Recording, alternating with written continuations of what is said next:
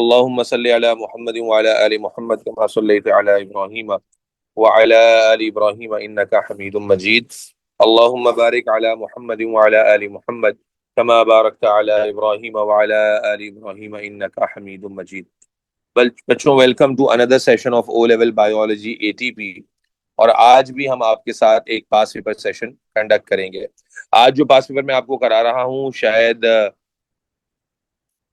आप में से किसी ने भी नहीं किया होगा, और आज हम करेंगे तो आप इंशाल्लाह ताला सीखेंगे।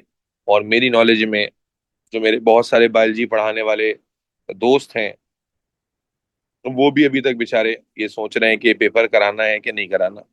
आज जो पेपर मैं कराने लगा हूँ उसके बारे में तो बताता हूँ आपको। अच्छा पेपर है, एक स्टैंडर्ड पेपर है, कमाल का पेपर है, एक स्टैंडर्ड एटीपी पेपर जैसा होना चाहिए वैसा पेपर आज हम करने जा रहे हैं। एक स्टैंडर्ड एटीपी पेपर जैसा होना चाहिए वैसा पेपर आज इंशाल्लाह करने अल्लाह के हुक्म से जा रहे हैं।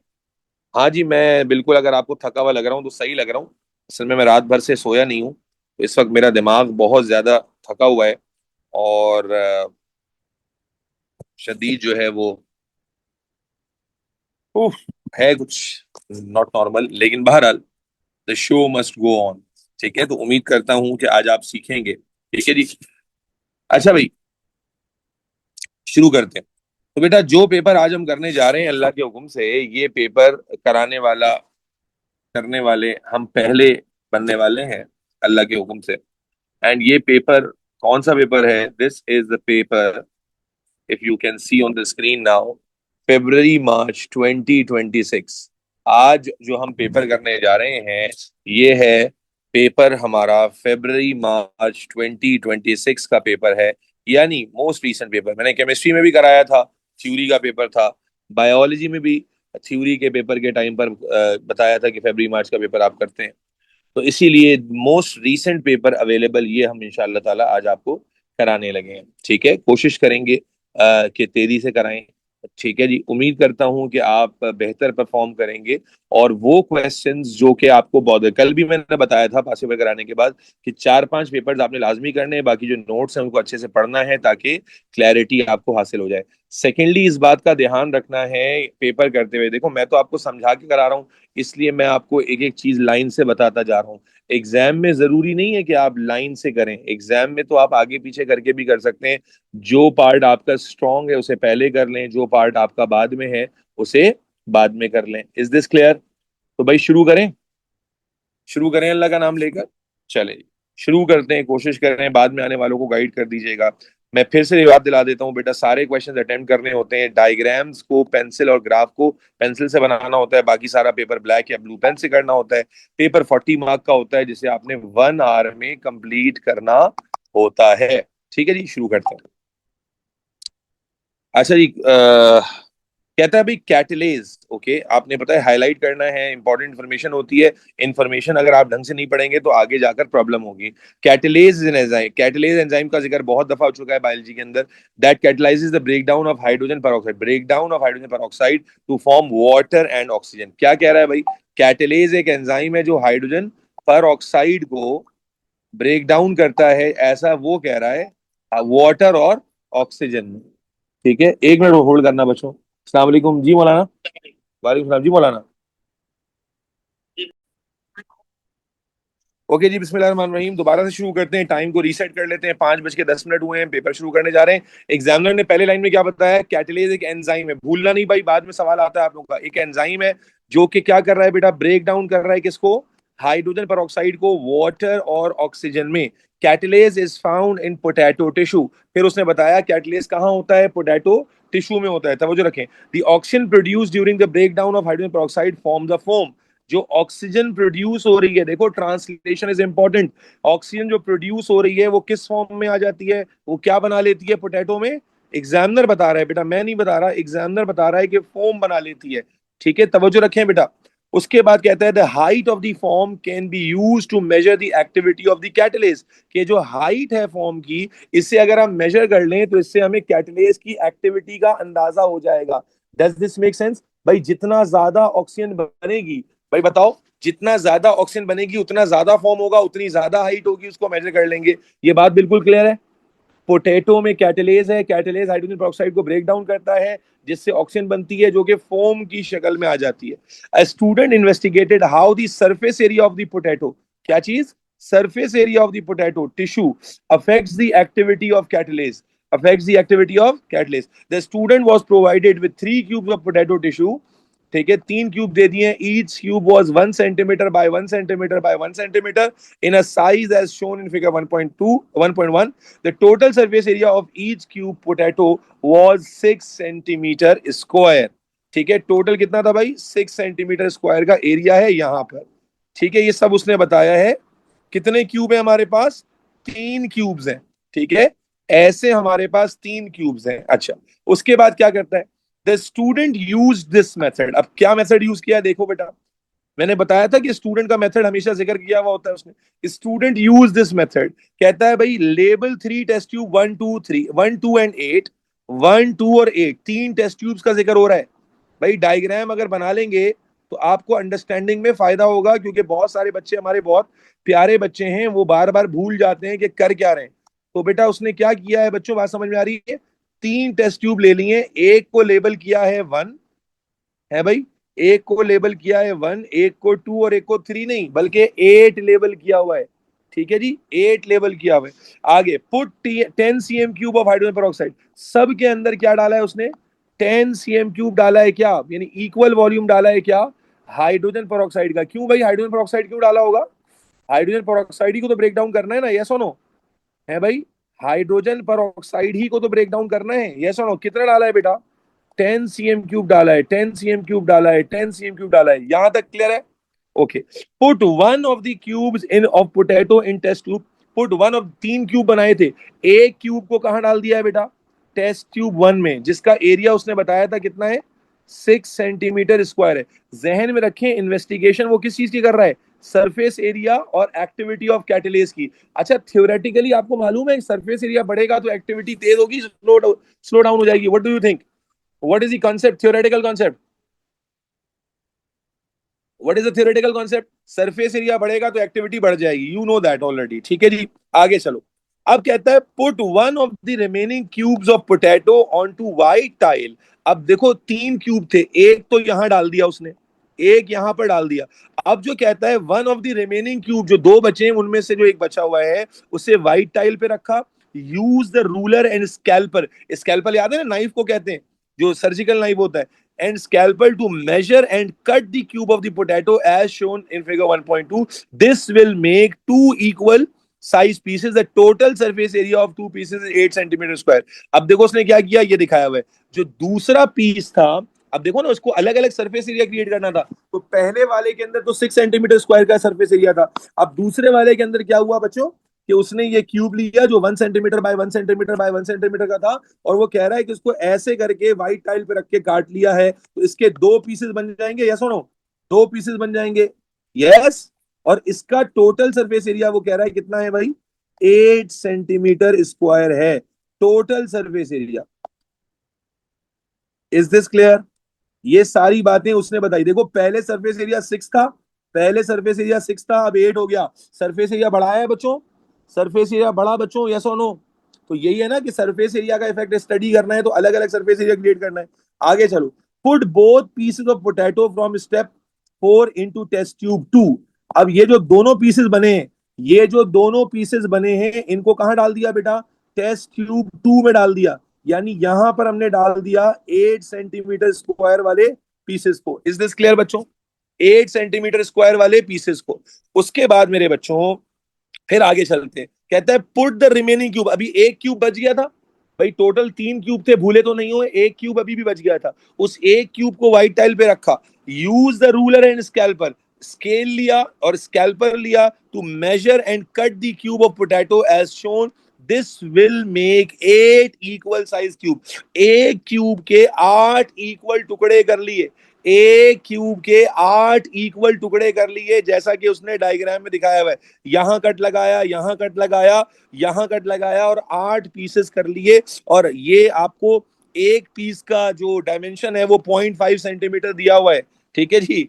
अब मेरा बच्चा यहां उसने टोटल सरफेस एरिया नहीं बताया है, यहां टोटल सरफेस एरिया नहीं बताया। अब देखो पहला सवाल आ गया 2 मार्क के लिए, मैथ का सवाल है, आप मुझसे बेहतर जानते हैं। Calculate the total surface area of 8 cubes of potato made in step 6। हाँ भाई, टोटल सरफेस एरिया 8 क्यूब्स का निकालें, तो पहले 1 क्यूब का निकाल लें भाई। सरफेस एरिया फॉर 1 क्यूब निकालें, सरफेस एरिया फॉर 1 क्यूब कैसे निकालोगे, कैसे निकालोगे भाई? एक एक डायमेंशन कितनी है, 0.5 है। ओ भाई, ओ भाई सबर कर लो, अरे सबर कर लो। एक डायमेंशन कितनी है, 0.15 है। लेंथ इंटू ब्रेथ होता है 0.5 इंटू 0.5, यस और नो? अरे बोलो, 0.5 into 0.5, does this make sense? ये एरिया हुआ। और क्योंकि कितनी बड़ी सरफेस है, 6 साइड्स की सरफेस है भाई। एक क्यूब में कितनी साइड्स होती हैं, 6 साइड्स होती हैं, यस और नो? तो जब आप इसको मल्टीप्लाई बाय 6 करोगे, what is the answer you are getting बेटा? एक क्यूब का सरफेस एरिया आ जाएगा, कितना आ रहा है, 1.5 centimetre square, 1.5 centimetre square, yes. अब ये तो एक का आ गया, कितने क्यूब से बेटा, 8, 8 क्यूब से। तो 1.5 को 8 से मल्टीप्लाई कर देंगे तो you will get 12 centimetre square. Is this clear बच्चों? बेटा मैथ्स में आपने इससे ज्यादा मुश्किल सवाल किए हैं, कोई मुश्किल तो नहीं है भाई। एक क्यूब का एरिया निकाल लिया बच्चों, और उसके बाद फिर 8 क्यूब थे तो 8 क्यूब का टोटल एरिया निकाल लिया, कोई मुश्किल? पीछे उसने 2 एग्जांपल्स भी दी हुई हैं, उस पर भी आप अप्लाई करके देख सकते हैं। ये तो बेसिक मैथ है ना भाई, ये तो बिल्कुल बेसिक मैथ है। क्लियर? आगे चलो। फिर कहता है put the 8 cubes of potato in test tube 8। अब ये जो 8 क्यूब हैं, इनको कहां डाला है हमने, इस वाले के अंदर डाला है, ठीक हो गया? इस जिसका एरिया 12 सेंटीमीटर स्क्वायर आ रहा है। इज दिस क्लियर बच्चों? चलो, अब कहता है भाई स्टार्ट। अब जैसे ही आपने डाल दिया, अब क्या कहता है भाई, देखो सिनेरियो समझ में आ गया। 3 टेस्ट ट्यूब है, तीनों के अंदर आपने पोटैटो क्यूब्स डाले हैं बच्चों। Is this clear? तीनों के अंदर पोटैटो क्यूब डाले हैं। एक के अंदर आपने 6 सेंटीमीटर स्क्वायर वाले पे डाला है, एक में 8 पे डाला है, एक में 12। तो सरफेस एरिया ग्रेजुअली क्या हो रहा है, इंक्रीज हो रहा है, यस, क्योंकि आपने पीसेस को छोटा कर दिया है। अब आपने सबको डाला, start the stop clock and wait for 5 minutes. After 5 minutes place the ruler against the outside of the test tube 1, measure the distance from the top of the liquid to the top of the foam। Top of the liquid से लेकर top of, लिखा हुआ है उसने, top of the liquid to the top of the foam. Record this measurement in your table in A part 2। Repeat step 9 using test tube 2 and 8। Step 9 में क्या बताया उसने, 5 मिनट के लिए बेटा स्टॉप वॉच स्टार्ट की। जब 5 मिनट पूरे हुए तो फोम बन गया। फोम क्यों बना होगा, बताओ भाई, फोम क्यों बना होगा? कि पोटैटो टिश्यू से जो कैटलेज रिलीज हुआ होगा, पोटैटो टिश्यू से जो कैटलेज एंजाइम निकला होगा, जैसा कि उसने शुरू में कहा, तो उस कैटलेज ने क्या किया होगा, इसे ब्रेक डाउन किया वाटर और ऑक्सीजन में, और इस ऑक्सीजन ने फोम बनाया होगा as per the information, yes और no?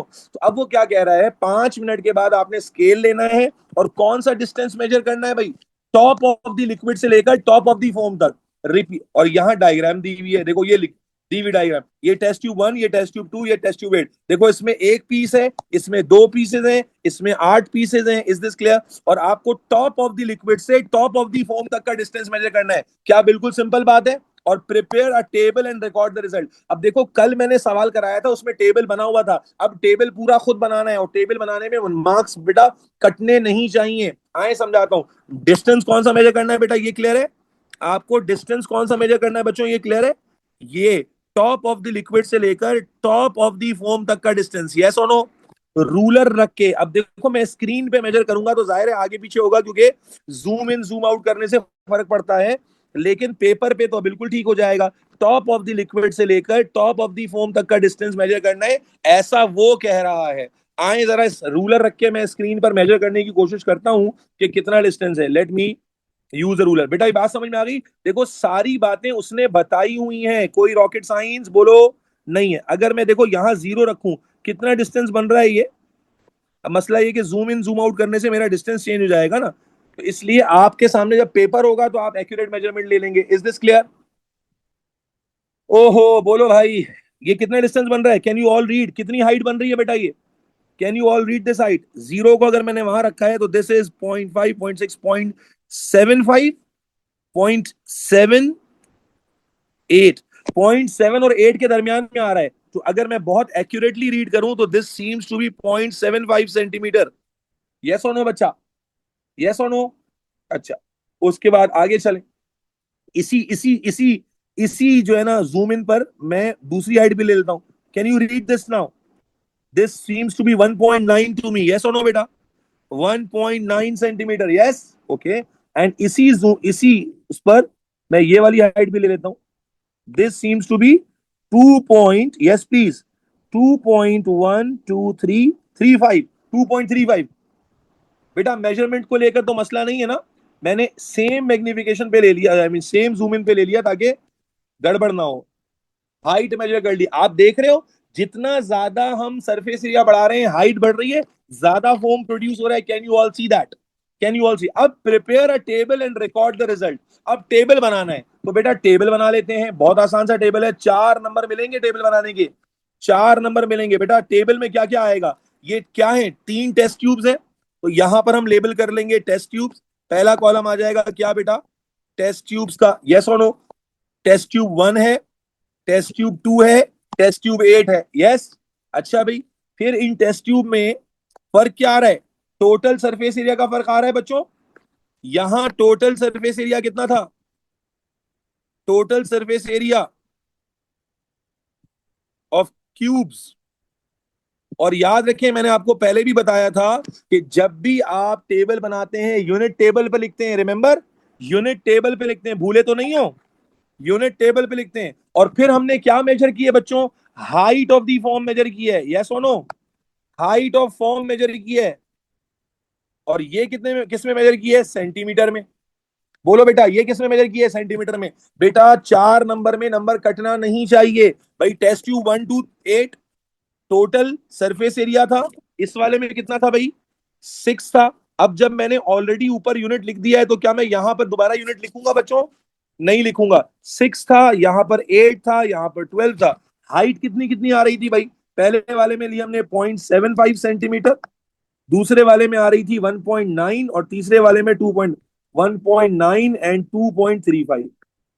Is this clear? Absolutely. This is 4 out of 5। 4। आपने लेबल भी कर दिया, यूनिट भी लिख दिया, टेबल भी बना दिया। बिल्कुल सिंपल है भाई। देखो टेस्ट ट्यूब्स थी, टेस्ट ट्यूब में क्या डिफरेंस था? यहां पर एरिया डिफरेंट था, डिफरेंट था, डिफरेंट था, तो वो एरिया मेंशन कर दिया, सरफेस एरिया, और उसके बाद हाइट मेंशन कर दी। कोई मुश्किल तो नहीं है, 4 नंबर मिल गए। अब देखो यहां तक सब सॉलिड मार्क्स हैं। ये भी सॉलिड मार्क का सवाल था, ये भी सॉलिड मार्क का सवाल है। इज दिस क्लियर बच्चों? चलो, okay. State the conclusion for these result. बेटा कंक्लूजन 1 नंबर है। क्या कंक्लूजन निकाला रिजल्ट से आपने? एज, बोलो, मुफ्त के नंबर में मिल रहे हैं। As the surface area of potato cube, बोलो भाई, potato cubes is increasing, more enzyme activity occurs, which results in higher production of foam. बेटा यही कंक्लूजन निकालेंगे मेरे सारे स्टूडेंट्स। क्या ये यही कंक्लूजन निकलेगा? सरफेस एरिया जैसे जैसे बढ़ रहा है एंजाइम एक्टिविटी बढ़ रही है, और जिसकी वजह से हमें मोर फॉर्म मिल रहा है। कोई मुश्किल तो नहीं है बेटा? दादा क्यों बुला रहे थे? दादा क्यों बुला रहे थे? अच्छा, क्लियर है भाई? चलो आगे चलो। State 2 variables that should be kept constant. बेटा याद है बेटा, मैंने आपको कांस्टेंट वेरिएबल का बताया था। क्या चीजें भाई एंजाइम की एक्टिविटी को इफेक्ट करने के लिए, कौन सी और चीज? सरफेस एरिया हम चेंज कर रहे हैं, क्या क्या चेंज, क्या क्या कांस्टेंट रख सकते हैं? आपको पीएच मेंटेन करना है कि भाई पीएच सेम हो, आपका H2O2 जो का वॉल्यूम सेम हो, आपके पास जनाबे अली टेम्परेचर सेम हो। सब में क्या ख्याल है भाई? टेम्परेचर, पीएच हो गया, वॉल्यूम ऑफ H2O2 हो गया, यस और नो? या कॉन्सेंट्रेशन ऑफ H2O2 हो गई, यस? बेहतरीन हो गया। तो बहुत सारे हैं, कोई दो लिख सकते हैं। क्या हमें टेम्परेचर कांस्टेंट रखना चाहिए? यस और नो? क्या हमें पीएच कांस्टेंट रखनी चाहिए? इसके अलावा क्या लिख सकते थे? इसके अलावा वॉल्यूम भी लिख सकते थे, वॉल्यूम ऑफ H2O2, या कॉन्सेंट्रेशन ऑफ H2O2 भी लिख सकते थे कि कांस्टेंट रखनी है। बेटा ये सबको समझ में आता है। कंट्रोल वेरिएबल्स, ये सॉरी, दो वेरिएबल जिन्हें कंट्रोल करना है, एंजाइम से रिलेटेड है तो आपको मालूम है कि एंजाइम पर अदर फैक्टर्स भी जो है वो इफेक्ट हो सकते हैं। बेटा अमाउंट ऑफ एंजाइम तो हमारे हाथ में ही नहीं है ना भाई। अमाउंट, हाँ टाइम लिख सकते हैं, वेरी गुड। टाइम यहां पर हमें बराबर देना चाहिए, ठीक है ना भाई। कंट्रोल वेरिएबल्स का मतलब मालूम है ना कि वो फैक्टर्स जिनको हमने सबको कांस्टेंट रखना है ताकि वो इन्वेस्टिगेशन पर इफेक्ट ना कर दें। इज दिस क्लियर बच्चों? टाइम भी लिख सकते हैं, दो लिखने हैं, टाइम भी लिख सकते हैं, टेम्परेचर पीएच। आप वॉल्यूम, क्योंकि एंजाइम को लेकर पहला दिमाग में टेम्परेचर पीएच आता है तो मैंने टेम्परेचर पीएच लिख लिया। टाइम भी लिख सकते थे, वॉल्यूम ऑफ H2O2 भी लिख सकते थे, कॉन्सेंट्रेशन ऑफ H2O2 भी लिख सकते थे। यस और नो? एंजाइम नहीं लिख सकते, क्यों नहीं लिख सकते? क्योंकि एंजाइम तो पोटैटो से निकल रहा है ना, तो वो तो हमारे हाथ में नहीं है। क्लियर है बच्चों? कोई मसला तो नहीं है? अब उसके बाद बेटा सेफ्टी हैजर्ड, मैंने बताया था भाई, आइडेंटिफाई वन सेफ्टी हैजर्ड। अब देखो इसके अंदर तो बहुत सारे सेफ्टी हैजर्ड है। आप देखो इसमें क्या यूज हो रहा है, स्कैल्पर यूज हो रहा है, इसमें H2O2 केमिकल यूज हो रहा है। तो जब H2O2 केमिकल यूज हो रहा है तो क्या सेफ्टी हैजर्ड आ सकता है बेटे? केमिकल इरिटेशन हो सकती है। बोलो बच्चे, मैंने आपको बताया था कि जब भी किसी रिएक्शन में केमिकल यूज हो तो क्या हैजर्ड आ सकता है कि भाई इरिटेशन हो सकती है, आई इरिटेशन हो सकती है, स्किन एलर्जी हो सकती है। इसी तरह चूंकि स्कैल्पल यूज हुआ है तो आप जानते हैं स्कैल्पर से कट लग सकता है। यस और नो? हाथ पे कट लग सकता है भाई, पोटैटो काट रहे हैं उंगली कट सकती है। Does this make absolute sense? तो आपसे उसने पूछा है बस सेफ्टी हैजर्ड, इंप्रूवमेंट नहीं बतानी है। बोला है कि भाई सेफ्टी हैजर्ड बताइए। तो सेफ्टी हैजर्ड क्या हो सकता है बच्चों? तो कोई भी लिख सकते हैं। आप बोलेंगे हाइड्रोजन पर oxide is a can be irritant for skin और आईज, ये भी लिख सकते थे। आप यूं लिख सकते थे, scalpel can cut finger during slicing of potato. Yes और नो? कोई एक लिखना है, मैं सिर्फ समझाने के लिए बता रहा हूं। बेटा सवाल गौर से पढ़ लें। जूबिया कहता है आइडेंटिफाई वन सेफ्टी हैजर्ड। आपको इंप्रूवमेंट नहीं पूछी है भाई, आपको बोला है सेफ्टी हैजर्ड आइडेंटिफाई करें, ठीक है? उसका प्रिकॉशन नहीं पूछा है, एक नंबर है। अगर प्रिकॉशन पूछा होता तो यहां हम क्या लिख देते? बोलो भाई। यहां हम आई प्रोटेक्शन की बात कर देते, ग्लव्स की बात कर लेते। अगर हम हमसे स्कैल्पल का बोला है तो स्कैल्पल के लिए क्या करते? ग्लव्स यूज कर लेते। यस और नो? भाई नाइफ यूज ही नहीं हुई ना, स्कैल्पल यूज हुआ है, पीछे सवाल में लिखा हुआ है। अगर आपसे बच्चों इंप्रूवमेंट पूछता तो फिर आप यहां पर क्या यूज कर देते? बोलो बेटा। ग्लव्स का इस्तेमाल कर देते, यहां पर आप ग्लव्स का इस्तेमाल या आई प्रोटेक्शन का इस्तेमाल कर देते। लेकिन चूंकि पूछा हुआ नहीं है तो सिर्फ सेफ्टी हैजर्ड लिखेंगे। Is this clear? क्या ये सॉलिड मार्क्स मिल रहे हैं बच्चों या नहीं मिल रहे हैं? जल्दी जल्दी बताते जाओ भाई। चले आगे चलते हैं। अब कहता है identify to possible sources of error present in this investigation. भाई इस इन्वेस्टिगेशन में दो एरर बताइए, जो हो सकते हैं। और अब देखो उनकी इंप्रूवमेंट है तो अलग से पूछी हुई है, तो अब कोई बताएगा कि क्या एरर हो सकते हैं? बहुत क्लियर एरर्स हैं। मेजरिंग सिलेंडर का क्या काम था यहां पर? मेजरिंग सिलेंडर का क्या काम था भाई?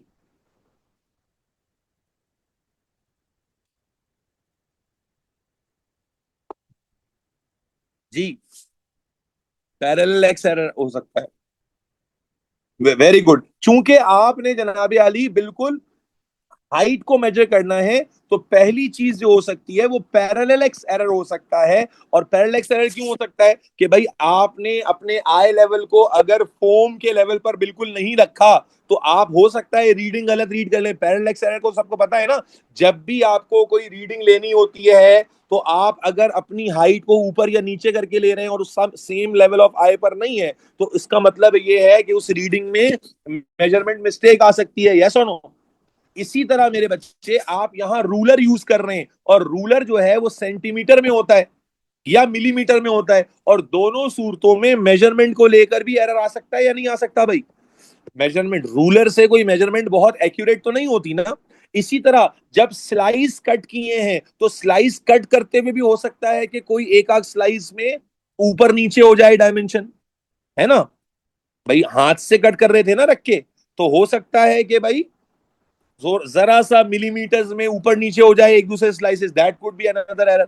समझ आ रही है बात? इसी तरह जो फोम बन रहा है भाई, फोम ऑक्सीजन बबल बन रहे हैं, अब वो जो फोम है, अब मिसाल के तौर पर आपने एक टेस्ट ट्यूब में मेजर किया 5 मिनट के बाद, फिर दूसरी टेस्ट ट्यूब में मेजर करने गए तो उसमें 5.5 मिनट हो गए, तीसरी टेस्ट ट्यूब में मेजर करने गए तो उसमें 5.5 की जगह 6 मिनट हो गए।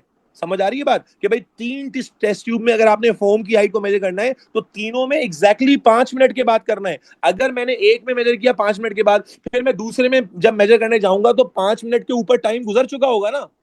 बहुत सारी पॉसिबिलिटीज है, मैं आपके साथ डिस्कस कर रहा हूं। तो यहां पर हो सकता है कि फॉर्म की जो मेजरमेंट है वो इक्वल टाइम पर तीनों टेस्ट ट्यूब में नहीं हुई हो सकता है कि पैरेलैक्स एरर आ गया हो सकता है कि रूलर यूज करने की वजह से एक्यूरेट हाइट नहीं आई हो।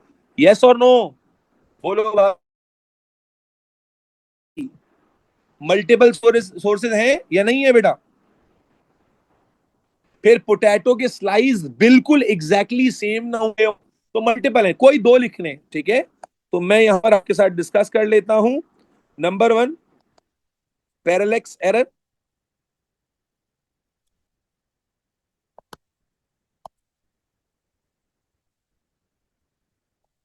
During reading height. क्या करना होता है? पैरेलैक्स एरर को कैसे रिमूव करते हैं? पैरेलैक्स एरर को कैसे रिमूव करते हैं?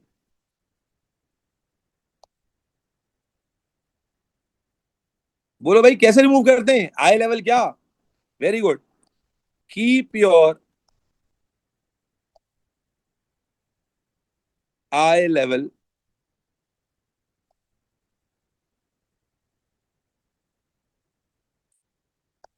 पैरेलल टू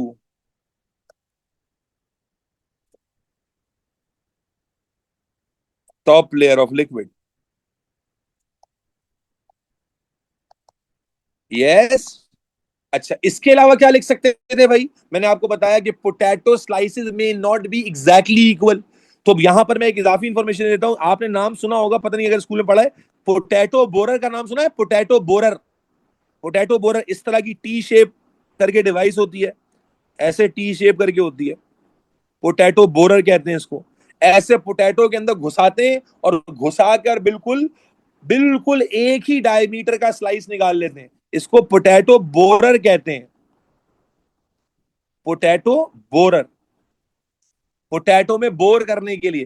तो अगर कभी भी आपको स्लाइस इक्वल करने हो, ठीक है, तो इक्वल डायमीटर और इक्वल क्रॉस सेक्शनल एरिया वाले स्लाइड्स निकालने हो तो पोटैटो बोरर का भी इस्तेमाल कर सकते हैं। ठीक है जी। वैसे ये बात बस नॉलेज के लिए बता रहा हूं कि इसका इस्तेमाल कर सकते हैं, लेकिन हम एरर टू पे चले जाते हैं। एरर टू क्या हो सकता है? हो सकता है कि भाई all readings are not taken at exactly 5 minutes. क्या ख्याल है भाई? क्योंकि अगर आप बात समझें कि अगर मैं तीनों टेस्ट ट्यूब में एक साथ रीडिंग ले रहा हूं, जरा सोच के बताना, तू तीनों टेस्ट ट्यूब में एक साथ रीडिंग ले रहा हूं तो क्या मुमकिन है कि तीनों में 5 मिनट पे ले लूं? जब मैं एक में 5 मिनट पे रीडिंग ले रहा हूँ तो दूसरे में 5 मिनट, भाई 5 मिनट पे रीडिंग लूंगा तो दूसरे में कुछ सेकंड्स ऊपर हो जाएंगे, तीसरे में कुछ सेकंड्स और ऊपर हो जाएंगे। यस और नो बच्चों? तो इसका मतलब क्या होगा कि मैं तीनों एक्सपेरिमेंट एक साथ करूं अलग अलग करके करूं? बोलो बेटा, तीनों एक्सपेरिमेंट एक साथ करूं अलग अलग करके करूं? अलग अलग करके करूंगा। एक साथ कैसे करूंगा? अगर एक साथ करूंगा तो एक में मेजरमेंट 5 मिनट पे होगी, दूसरे में 5 मिनट से कुछ सेकंड ऊपर हो जाएंगे, तीसरे में उससे भी कुछ टाइम ऊपर हो जाएगा, तो टाइम इक्वल नहीं रहेगा। समझ आ रही है? तो इसलिए मेरे बच्चे, all readings are not taken at exactly 5 minutes. तो आप उसके लिए क्या कर सकते हैं भाई? उसके लिए क्या कर सकते हैं? What can be improved? Perform experiment with each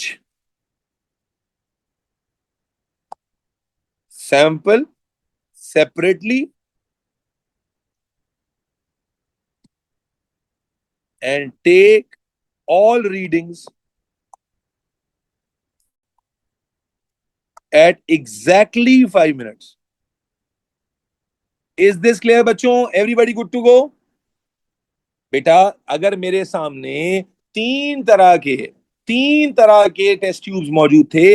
मैं एक में 5 मिनट होने के बाद रीडिंग लूंगा, तो भाई एक में रीडिंग लेने के बाद जब मैं दूसरे में रीडिंग लेने आऊंगा तो 5 मिनट से टाइम ऊपर हो चुका होगा ना बेटा। ये तो बिल्कुल सिंपल सी बात है। 5 मिनट से टाइम क्या हो चुका होगा बच्चों? ऊपर हो चुका होगा। फिर जब मैं तीसरे में टेस्ट ट्यूब में रीडिंग लेने जाऊंगा तो टाइम और ऊपर हो चुका होगा, तो मेरे पास तो टाइम इक्वल रहेगा नहीं। That is what we have said. ठीक है जी। इसी तरह एक और एरर भी आ सकता है, बहुत किसी अच्छे ने लिखा कि पोटैटो जो हमने यूज किए हैं वो अगर अलग अलग टाइप के पोटैटो हुए, फिर अलग अलग टाइप के पोटैटो हुए तब भी मसला आ सकता है कि भाई अगर मैंने एक स्लाइस एक पोटैटो का लिया है, दूसरा दूसरे पोटैटो का लिया है, तो फिर पोटैटो की टाइप से भी फर्क पड़ सकता है। ठीक है जी। चलो, बहरहाल ये बात समझ में आ गई बच्चों। आसान सवाल था, स्कोरिंग क्वेश्चन था। Is this clear? एंजाइम की कॉन्सेंट्रेशन वेरी कर जाएगी ना जी। हाँ, ओके। आयोडीन सोल्यूशन अगेन मुफ्त का नंबर है बेटा, ऐसा ही आता है बायोलॉजी का ATP. Iodine solution can be used to show potato tissue contain starch. State the result of a positive test with iodine solution. हाँ भाई, पॉजिटिव रिजल्ट क्या होता है आयोडीन सोल्यूशन के साथ? Yellow brown, yellow brown colour of iodine solution turns turns blue black. ठीक हो गया। चलो आगे चलो भाई। अब कहता है स्टूडेंट, अभी पहला सवाल चल रहा है बच्चों। This is the first question we are going till now. ठीक है जी। A student investigate the effect of copper sulphate concentration on the activity of catalase in the potato tissue. अब हमारे पास दूसरी सिनेरियो आ गई। अब किसका इफेक्ट आ गया बेटा? सरफेस एरिया खत्म। किसका इफेक्ट आ गया? कॉपर सल्फेट का कॉन्सेंट्रेशन का activity of catalase. When small disc of potato are dropped into hydrogen peroxide solution, they sink. The catalase in the potato breaks down the hydrogen peroxide solution, producing bubbles of oxygen. The bubbles of oxygen cling to the disc of potato, causing the disc of potato to rise back up to the surface of the hydrogen peroxide solution. क्या बोला उसने? समझ में आई बात? कहता है कि एक स्मॉल डिस्क को अगर पोटैटो में ड्रॉप करें और हाइड्रोजन पेरोक्साइड वाले सॉल्यूशन में, तो वो डूब जाती है। लेकिन फिर जब कैटलेज की एक्टिविटी होती है और उसमें ऑक्सीजन बनती है, तो वो ऑक्सीजन उस डिस्क को वापस ऊपर ले आती है। बोलो भाई, ऑक्सीजन उस डिस्क को वापस ऊपर ले आती है। ट्रांसलेशन जल्दी जल्दी करनी होगी बेटा। क्या कहा? When a small disc of potato are dropped into hydrogen peroxide solution, they sink. The catalase in the potato breaks down the hydrogen peroxide solution, producing the bubbles of oxygen. The bubbles of oxygen cling to the disc. ये जो bubbles of oxygen होते हैं disc के साथ pressure create करते हैं, and causing the disc of potato to rise back up to the surface of the hydrogen peroxide solution. ठीक है, ये सिनेरियो उसने दे दिया। आगे चलते हैं। कहता है द स्टूडेंट, ओके, सारा सिनेरियो लिख के दिया हुआ है। Places a small disc of potato, small disk of potato in different concentration of copper sulfate solution and leaves them to soak for 10 minutes. Different concentration copper sulfate की लिए उसने, disc of potato डाला है उसने और उनको 10 minute तक soak किया।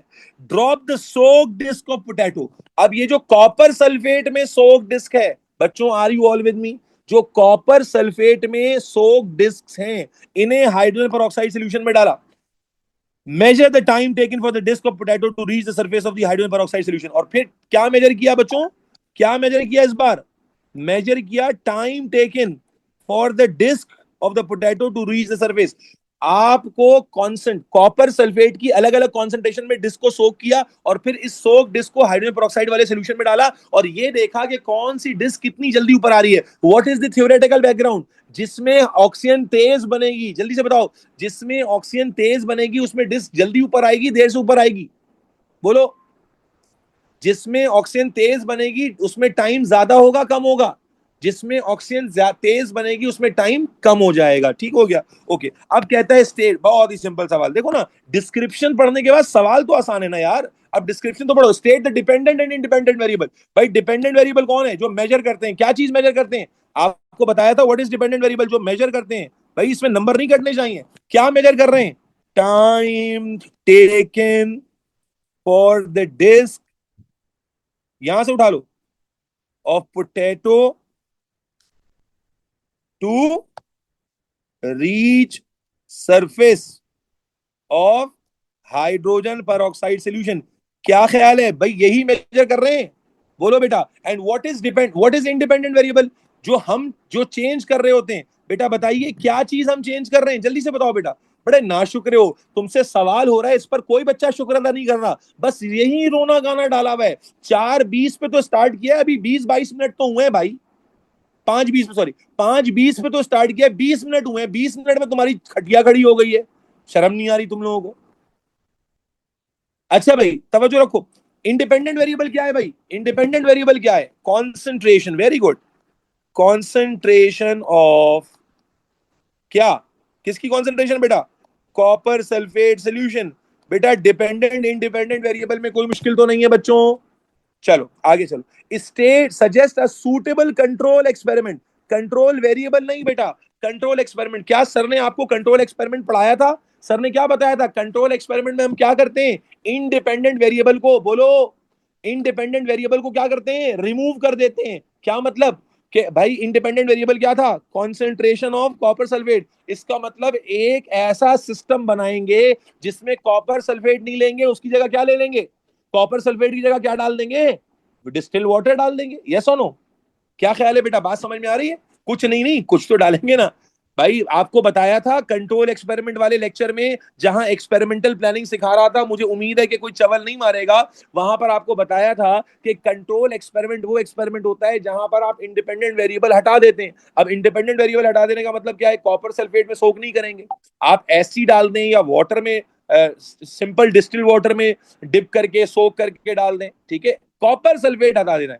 तो आप यूं भी लिख सकते हैं कि आप एक्सपेरिमेंट विदाउट कॉपर सल्फेट करके देख लें, या पोटैटो डिस्क को डिस्टिल वाटर में सोक कर लें instead of copper sulphate. Is this clear? तो आपको इंडिपेंडेंट वेरिएबल हटाना है। नहीं बेटा, कॉपर सल्फेट इंडिपेंडेंट वेरिएबल था, कैटेलेस क्यों टीनेचर करोगे लल्लू? आपको copper sulphate was independent variable. अभी तो उसने पूछा कंट्रोल एक्सपेरिमेंट में हमने आपको क्या सिखाया था कि आपको इंडिपेंडेंट वेरिएबल रिमूव करना होता है, इंडिपेंडेंट वेरिएबल हटाकर एक्सपेरिमेंट करना होता है। तो आप क्या कहोगे? Soak disc in distil water और slash use disc without soaking. याद है बेटा? इसका पर्पस याद आया? मैंने तुम लोगों को बताया था कि कंट्रोल एक्सपेरिमेंट हम इसलिए करते हैं ताकि हमें यह पता चल सके कि जो इफेक्ट स्टडी हो रहा है वो इफेक्ट जो है वो कॉपर सल्फेट की वजह से आ रहा है। यस और नो बच्चों? बेटा याद आई बात? तो soak disc in distil water और use disc without soaking them in copper sulphate.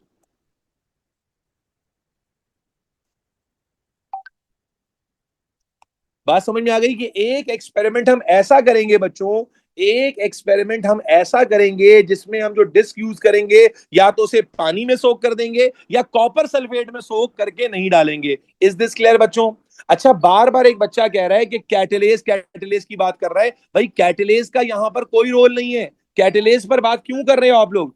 कैटेलेस का यहां पर कोई रोल नहीं है बच्चों। कैटलेस का यहां पर कोई रोल नहीं है क्योंकि catalase was not the independent variable. Independent variable was concentration of copper sulphate. अगर आप कैटलेस लिखकर आएंगे तो अपने भरोसे लिखकर आ जाइएगा।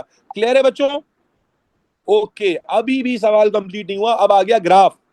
फाइनली आ गया table 1.1 shows the results of the investigation। आपको concentration of copper sulfate solution दी हुई है मोल पर टीएम क्यूब में, time taken for the disc of potato to rise लिखा हुआ है। ग्राफ बनाना है बेटा, जल्दी से बताएं, ये आपको बार ग्राफ बनेगा या लाइन ग्राफ बनेगा? लिखा हुआ भी है कि लाइन ग्राफ बनाना है। क्यों? क्योंकि दोनों वैल्यूज क्या है बेटा? न्यूमेरिकल वैल्यूज हैं। फिर हम कौन सी एक्स एक्सिस पे लेंगे, कौन सी वाई एक्सिस पे? बताया था, जो लेफ्ट पे लिखी होती है उसे एक्स एक्सिस पे लेना है, जो राइट पे लिखी होती है उसे वाई एक्सिस पे लेना है। यस और नो? ये बात भी आपको बताई थी बेटा। तो बस अब ग्राफ बनाने के बेटा मैंने आपको मार्किंग क्राइटेरिया सारे बताए हुए। उम्मीद करता हूं कि आप कल की तरह कंफ्यूज नहीं होंगे, बल्कि आज काफी बेहतर कर लेंगे। तो ग्राफ बनाते हुए हम क्या लेते हैं? नंबर वन, फुल स्केल लेते हैं, पार्शियल स्केल लेते हैं? जल्दी जल्दी बताते जाओ भाई। फुल स्केल ग्राफ बनाते हैं, फिर क्या करते हैं? लेबल करते हैं। लेबलिंग कहां से देख के करनी है? यहीं से देख के करनी है। यहां क्या लेबल करोगे? Concentration of copper sulphate solution. Yes और no? Concentration of copper sulphate solution slash slash मार के क्या लिखोगे?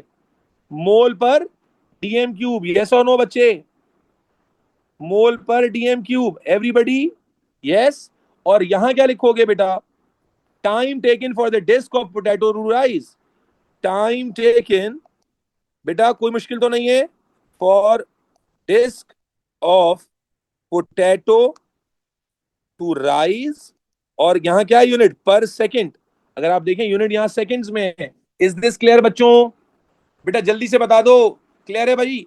चलो, अब वैल्यूज प्लेस करनी है, और वैल्यूज प्लेस करने में हमने क्या कहा था बेटा, 75% से ज्यादा ग्राफ यूज होना चाहिए। अब देखें यहां पर अगर आप वैल्यूज देखें तो 0.000 से लेकर 0.025 तक जा रही हैं, 25 तक जा रही हैं। यानी यूं समझ लीजिए कि आपके पास 0.0 है, 0 ले लो, 3 है, 5 है, 10 है, 25 है, इस तरह अगर वैल्यू ले लें। भाई आप लोग अगर आपस में बात करना चाह रहे हैं तो मैं क्लास एंड कर दूं, क्लास एंड कर दूं? आपको इंटरेस्ट नहीं है? यहां मैं फरवरी मार्च का पेपर किसके लेकर आ रहा हूं बेटा? ये मरियम फातिमा है, हसान है, मैं क्लास से रिमूव करवा दूं आप लोगों को, और ग्रुप से भी रिमूव करवा दूं?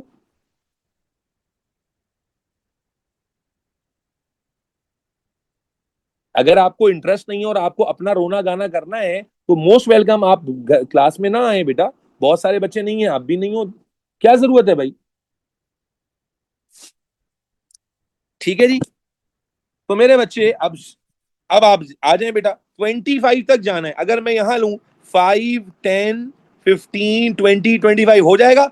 5 बॉक्सेस पे आसानी से हो जाएगा बेटा, बिल्कुल हो जाएगा। तो अगर मैं यहां पर जीरो ले लूं, ये 0.0005 ले लूं, ये 0.010 ले लूं, ये 0. हाँ भाई बोलते जाओ, 015 ले लूं, ये 0.020 ले लूं, और ये 0.025 ले लूं, तो आराम से आ गई पूरी रीडिंग, यस और नो?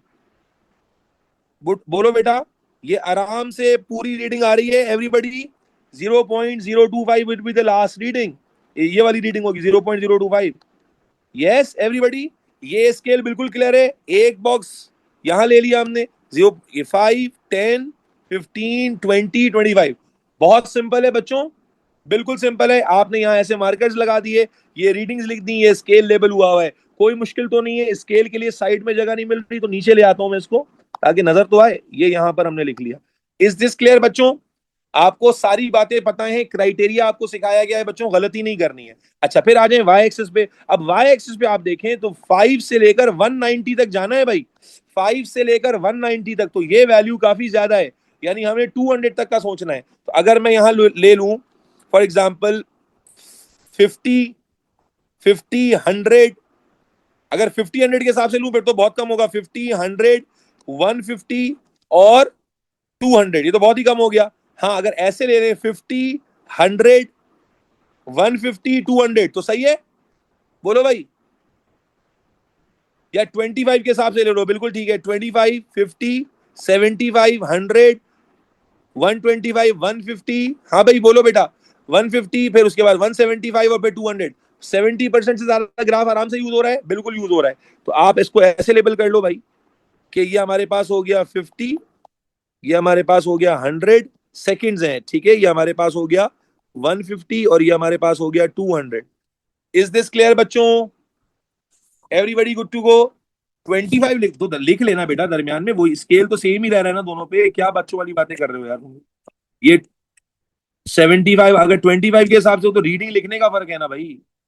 125 आ जाएगा, यहां पर आ जाएगा 175। क्लियर है? थोड़ा घिसपिच हो रहा था इसलिए मैंने कम लिखा। Are we good to go? चलो भाई, कैसा भी ले सकते हो, क्राइटेरिया पूरा होना चाहिए कि more than 70% of the graph should be used. Are we good to go बच्चों, यस और नो? चलो, अब वैल्यूज प्लेस करनी है भाई। देखो ये सब वैल्यूज वगैरह प्लेस करने का, दिखाने का मकसद है कॉन्फिडेंस देना। आए मिलकर वैल्यू प्लेस करते हैं, जरा पानी पी लो।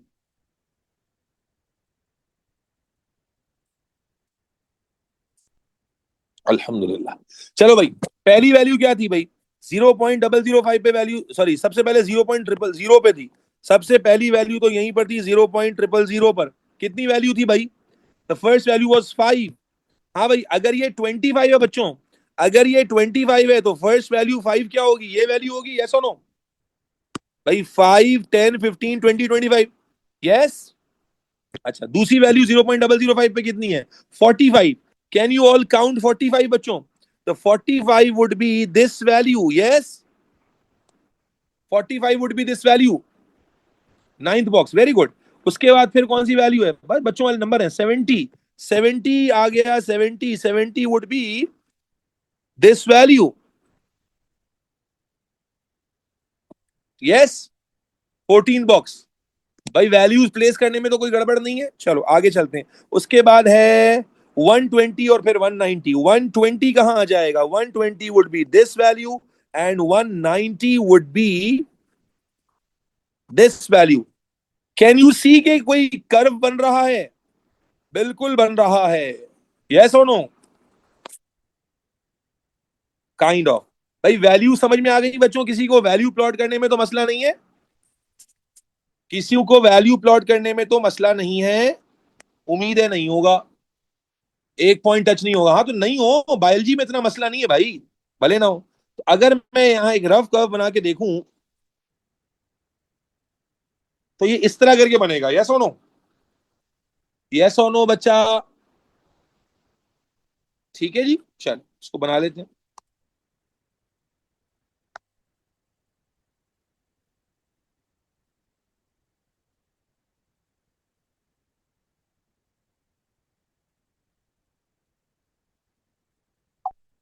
आप बेहतर बना सकते हैं। इज दिस क्लियर भाई? भाई क्लियर है, क्लियर है, क्लियर है, हाँ ना बोलो यार जल्दी से। एक बार और बेहतर बनाने की कोशिश कर लेता हूँ। एक पॉइंट लाइन पे टच नहीं होगा। एक पॉइंट लाइन पे टच नहीं होगा। आप देख रहे हैं वो स्मूथ कर्व में दरमियान में नहीं आ रहा है। यस।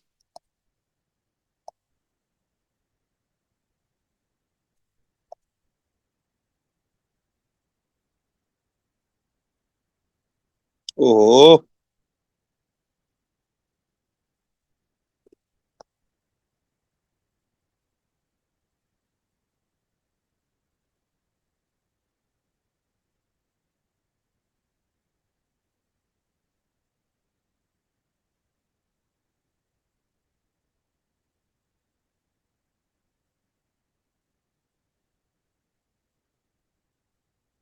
स्क्रीन पर जितना बेहतर मैं बना सकता था मैंने बनाने की कोशिश की है। Are we all good to go बच्चों? यस और नो? Is this clear? अरे भाई जब नहीं हो रहा होगा तो नहीं करेंगे ना। उसने कौन सा बेस्ट फिट की क्या बात की है यार? तुम लोग खामा खामा इधर उधर भाग जाते हो। सवाल तो ध्यान में रखा करो। चलो आगे चलते हैं भाई। use your graph to estimate the concentration of copper sulfate solution when a disk of potato took 80 seconds to rise। कहता है भाई एस्टिमेट करें कॉन्सेंट्रेशन को जब 80 सेकेंड्स लगे हैं। 80 सेकेंड्स। 80 सेकेंड्स, हाँ भाई 80 सेकेंड्स कहां आएंगे एवरीबॉडी? 80 सेकेंड कहां पर आएगा? सो 80 second would be this line, this point. Yes. अगर आप यहां से ग्राफ लेकर आए, यस बच्चों, और इसको यहां ड्रॉप करें तो this would be the concentration. Can you all comprehend this? ये वाली वैल्यू नहीं, ये वाली नहीं। कौन सी वैल्यू आ रही है? ये वाली लाइन आ रही है 80 सेकंड्स पर एवरीबॉडी। 80 सेकंड पर ये वाली लाइन आ रही है एवरीबॉडी। यस। बेटा इसको रीड करें, क्या कॉन्सेंट्रेशन है? ये 0.015 है, तो what would be this concentration anybody? Read करो क्या होगा ये 0.11 है, ये 1 2 है, ये 1 3 है, ये 1 4 है, 1 5 है, तो ये क्या होगा? 1 1 5। Very good. This would be 1 1 5। Yes और नो? This would be 1 1 5। ठीक। This would be 0.0115। Is this clear? Mole per dm cube 80 seconds पे ग्राफ से निकाल लिया, कोई मुश्किल तो नहीं है। अच्छा भाई ये बच्चे फिर वहीं अटक गए सर, प्लॉट है line graph to show the result. बेटा अगर वो रूल्ड लाइन कहता तो मैं रूलर से ड्रॉ करता। यहां जब उसने लाइन ग्राफ कहा हुआ है तो I will always try to draw smoothly by hand. Ruled line लिखा होता तो फिर मुझे रूलर से ही ड्रॉ करनी पड़ती। Is this clear? चले। ओ भाई फाइनली सवाल कंप्लीट हो गया। 24 मार्क का सवाल था भाई, 24 मार्क का क्वेश्चन था। आधे से ज्यादा पेपर सॉल्व हो गया भाई। आधे से ज्यादा पेपर सॉल्व हो गया। क्या ये सारे सॉलिड मार्क्स नहीं थे? बताओ बेटा, क्या ये सारे सॉलिड मार्क्स नहीं थे? आप ये तो देखो, ये सारे सॉलिड मार्क्स हैं भाई। आगे चलो, आगे भी मुझे सॉलिड मार्क ही नजर आ रहा है। फिगर 2.1 ब्ला ब्ला ब्ला ब्ला। मैग्निफिकेशन दी हुई है बेटा, मैंने पढ़ाया था इसको क्या कहते हैं। What do we call this line जो गिवन है? What do we call this line? Sir ने आपको पढ़ाया है क्या कहते हैं इसको भाई? We call this scale bar पढ़ाया गया आपको? बिल्कुल पढ़ाया है बेटा, अल्हम्दुलिल्लाह हर एक चीज पढ़ाई गई है। Draw a large diagram of the chilli pepper fruit. Large diagram बनानी है चिली पेपर फ्रूट की, लेबल नहीं है, सिर्फ लार्ज है। और मैंने बताया था जितनी स्पेस दी हुई है उससे ज्यादा स्पेस यूज करेंगे। यस और नो? अबे हाँ ना बोलो। बच्चे मुझे अलग अलग डायग्राम बनाकर भेज रहे हैं और मैं उनको करेक्शन भी बता रहा हूं। तो जो बच्चा भी चाहता है कि सर डायग्राम में करेक्शन बताएं, तो जब भी डायग्राम बनाए मुझे बनाकर भेजें।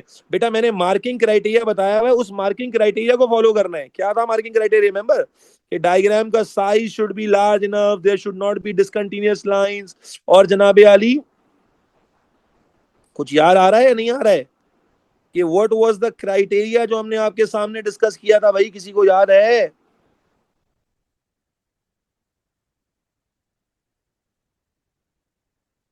The orientation of the diagram should be as close as possible. Oh,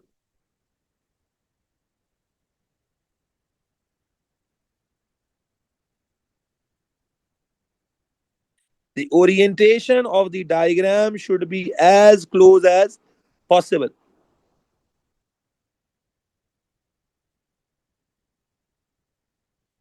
And most importantly, the size of the diagram should occupy almost 80% of the bolo space.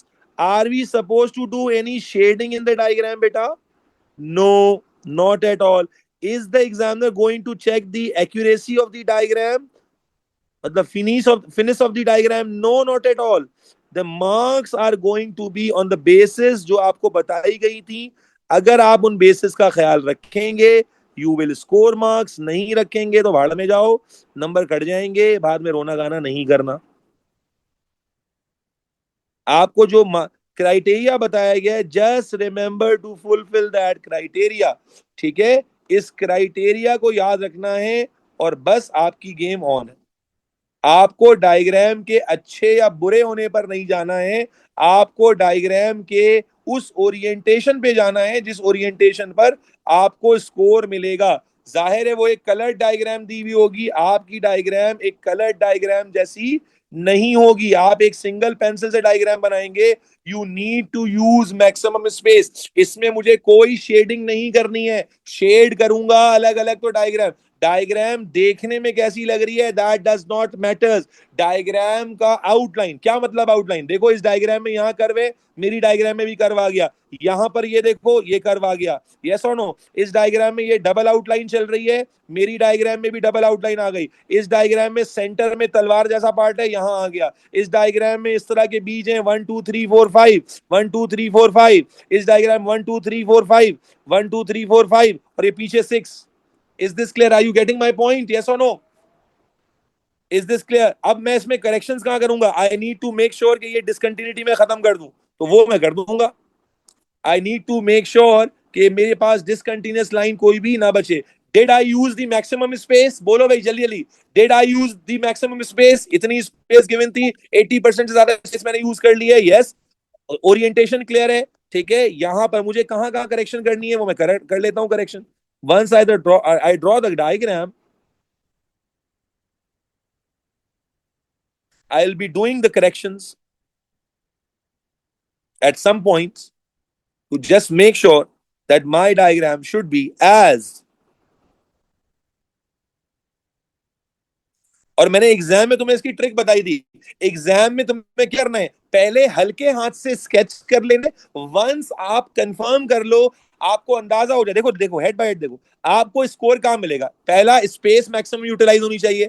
फिर इसके अंदर 1 2 3 4 5 6, 1 2 3 4 5, ये जो आपको बीड्स दिख रहे हैं ना, ये आपके नंबर ऑफ बीड्स उतने ही होने चाहिए। आपको सेंटर में ये पार्ट ड्रॉ होना चाहिए, ये ड्रॉ होना चाहिए। ओरिएंटेशन ये सब क्लियर होना चाहिए। इस पर नंबर मिलेंगे आपको, डायग्राम की फिनिश पर नंबर नहीं मिलेंगे। ये तो एक 3D डायग्राम है, आप तो 3D बना भी नहीं सकते। यस और नो बच्चों, बात समझ आ रही है? ऊपर से चली गई बात। ठीक है, diagram is a most scoring question. बहुत ही इंटेलिजेंटली करना होता है। बच्चे डायग्राम की एक्यूरेसी पे चले जाते हैं, they forget the marking criteria. Did your teacher teach you the marking criteria? Yes. देखो, this should be the same, this should be in your diagram, that should be in your diagram, this part should be in your diagram, the number of beads should be equal, their orientation should be roughly equal, there should be a central line showing here, there should be a double boundary showing here. Yes or no बच्चों? चल, clear? चल, ओहो, light pencil से बनाकर sharp, लेकिन ऐसे overlap नहीं होगा बेटा, नहीं होता। क्या कभी जिंदगी में डायग्राम नहीं बनाई बचपन से? ड्राइंग आप हल्के हाथ से स्केच करते जाओ, जब एक बार स्केच हो जाएगा उसके बाद एक बार पेंसिल रख के घुमा दोगे उसके ऊपर, और उसके बाद हल्के हाथ से इरेजर से आप उसकी जो लाइट लाइन है वो इरेज हो जाएंगी। कोई मुश्किल नहीं होता भाई। आगे चलो। ओके, उसके बाद कहता है line P Q, line PQ on figure 2.1 represents the length of the chili pepper fruit. Measure the length of the line PQ in figure 2.1. यहां मेजर कर लेते हैं इसको, PQ को मेजर करना है भाई, रूलर निकाल लेते हैं, जितनी यहां पर आ रही है वो मेजर कर लेते हैं।